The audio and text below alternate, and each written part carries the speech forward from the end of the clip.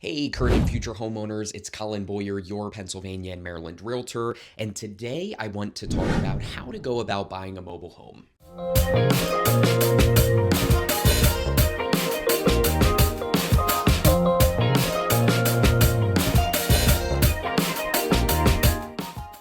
So this is more so just general advice. So if you're not looking in my market, South Central PA, Northern Maryland, it can probably still help you a good bit. So don't feel like you have to click off if you're not in the market that I work. But today I really just wanted to talk about more so how to buy a mobile home. And this is more so going to be about mobile homes in mobile home parks, just because buying a mobile home on its own land is pretty much like buying a house itself. Okay, so if you are looking at mobile homes in parks, there's one of two ways to do it. You can pay cash or you can get financing, just like a traditional home. If you're paying cash, you can kind of ignore this part, but it might be good to listen just in case you're curious, because you are going to have to go through a lot of approval processes with the park. So if you're financing, you cannot really go to a bank unless you're taking out a personal loan with a much higher interest rate than if you're financing it through a company. So with mobile homes, you have to deal with specific lenders. In our area, we have honestly really one guy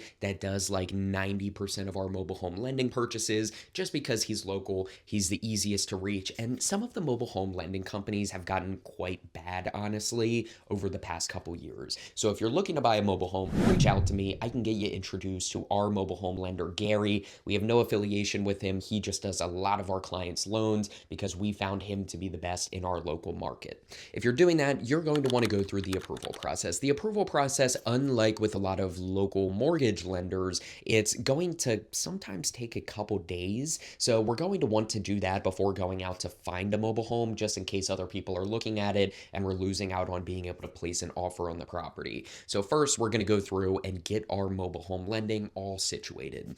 If you're cash, that makes it much easier. You do not have to go and get your approval. So you can kind of jump right into looking after you chat with me or an agent in your market that is able to help with mobile homes. Once we go, we can make a decision. One, do we have a park we're already looking at and that we really want to be in, or a couple parks that we're looking at and really want to be in, or are we going to look at just kind of mobile homes in general? The reason I say that is because different parks have different owners. Sometimes it's mom and pop, sometimes it's corporate. So we're going to want to talk about, what does your credit score look like?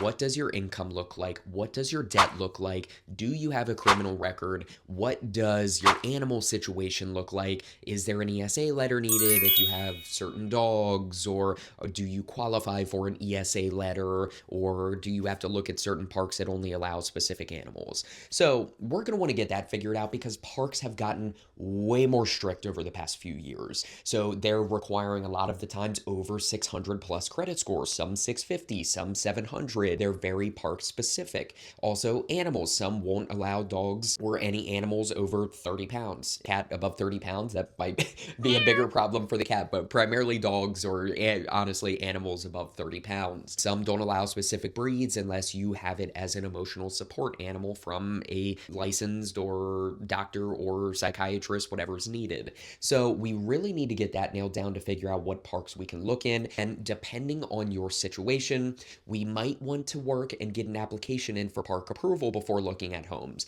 If you're really solid and we don't really have to worry about anything, we can go and look at pretty much any mobile home. Your agent's going to be able to give you that advice. So once you're going out and you're already good to go, then it's really finding the mobile homes that's within your budget. We can run numbers for cost estimates to make sure what prices work and all that good stuff. And then really finding out the lot rent is important too, because some lot rents, let's say you have a $600 lot rent in Community A and a $650 lot rent in Community B. Community B has a more expensive lot rent, but what if that one is covering water and sewer and trash and all of your snow removal? And Community A is $600, but they don't cover anything except for the lot rent itself. You really want to see what's being offered. Maybe Community B also has natural gas, where Community A has propane. So you're getting a little bit more bang for your buck with the natural gas because it's cheaper. You don't have to get it delivered and you don't have to worry about coordinating that. Community A looks $50 cheaper on paper because you're just looking at it from the monetary standpoint,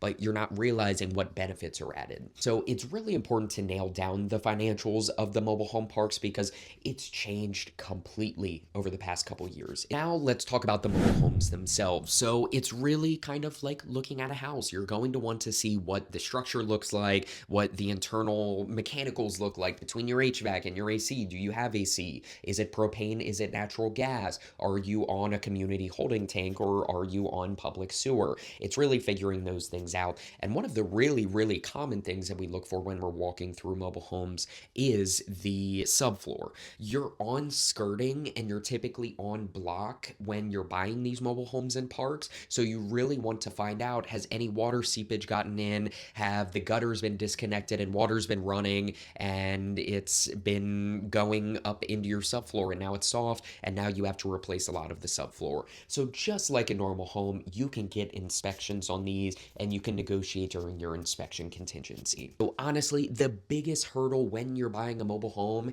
and the only thing you really want to be concerned about in the beginning before you start going out to look is your financing and your park approval.